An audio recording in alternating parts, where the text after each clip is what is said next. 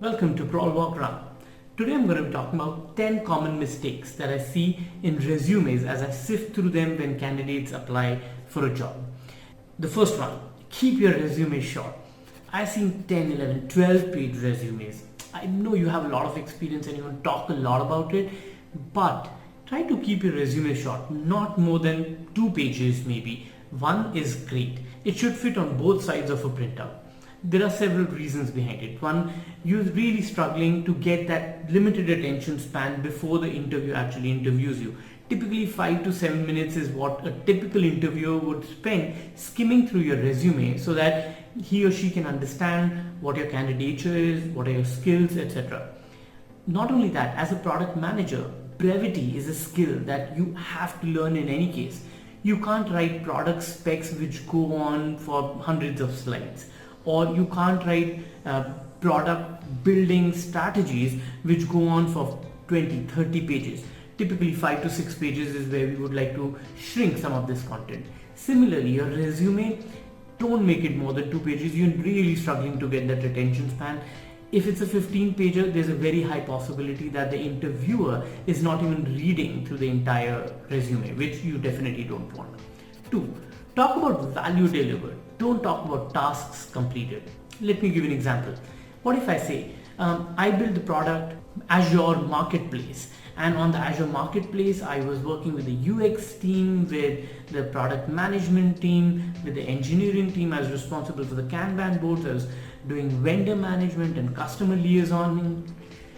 Well, those are all table stakes. That's in any case, that's something that a product manager is supposed to do. You are not really able to differentiate yourself from any other product manager resume that the interviewer may be reading, right? You have to talk about the value delivered. Talk about the problem that you encounter, talk about the solution, the product that you built, and the eventual value that you delivered.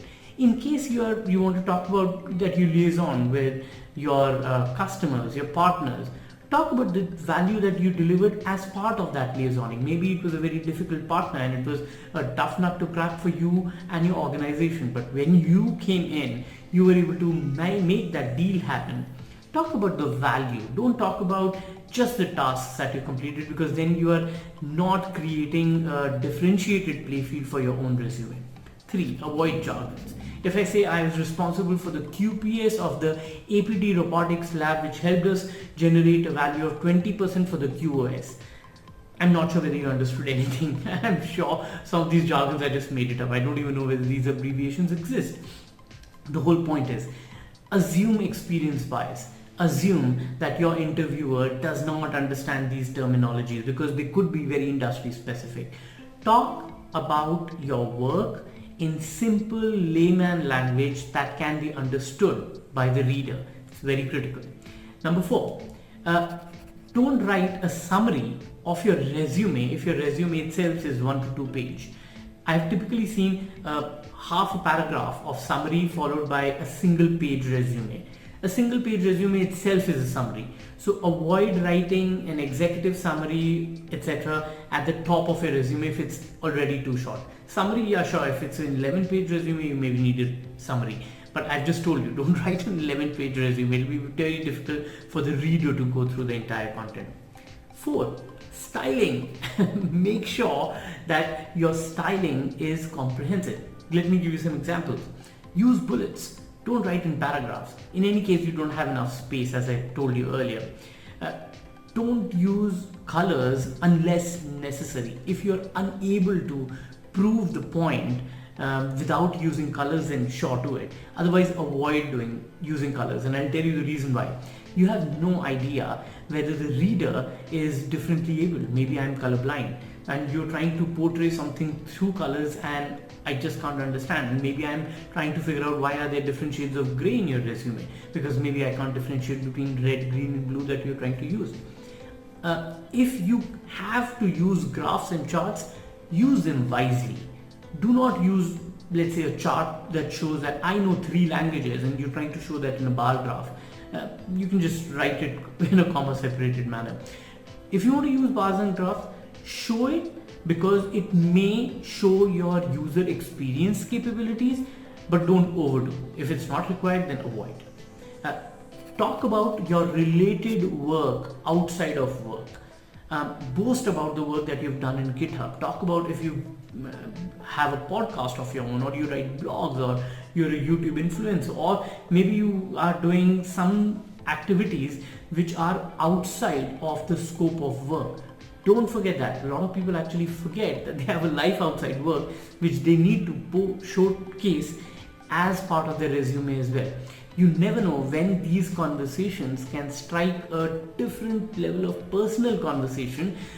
Let's assume you're a marathon runner and your interviewer is a marathon runner. I'm sure that will help you break the ice, and that's something that the interviewer will definitely skim through and acknowledge that, hey, there's something that you're doing apart from work as well. If you have a skills section in your resume, talk about skills wisely. For example, if I'm writing that my skills are that I can operate computers, then that's a table stake again. Don't mention those as skill sets. If you are writing a skill as that you know how to make PowerPoints and write Microsoft Word documents, avoid that. Those are things that are expected of a product manager. If you have certain other skills that you would like to showcase that can help you get a better handle of the product management job, then definitely do. For example, let's say I'm hiring in Japan and you know Japanese. That's definitely a skill that I would love to know better, because that may just be a very big criteria for somebody hiring a product manager in Japan, so that you can have the right interaction with the customer. Talk about your social whereabouts. Don't forget to talk about LinkedIn, GitHub. If you have some relevant work there, then definitely talk about it. Make sure that if you're sharing your LinkedIn profile, it is updated. I often go to LinkedIn links to see what is the person's personality outside of work. Maybe you've written some articles, showcase them on your resume. We would love to read about it and get that personal connect even before we say hello in an interview. Last but not the least, please proofread your resume. Please avoid spelling mistakes, because if you have spelling mistakes, if you have grammatical mistakes, if there are certain things that are just not gelling well, if you've done a lot of bold on the entire resume, it just throws off, right? I know you really want that job. Your interviewer knows that you really want that job. But then why would you send a resume which has spelling errors, which has grammatical mistakes? Maybe things are misaligned. So do that proofreading. Maybe read your resume. In any case, now it's a one-pager. Read it a couple of times before you send it across, so that you can make a lasting impression in your resume. I know this is a lot of information for you to grasp. Please leave a comment in case you feel that you need some additional help. I'll be more than happy to even proofread your resumes. Thank you so much.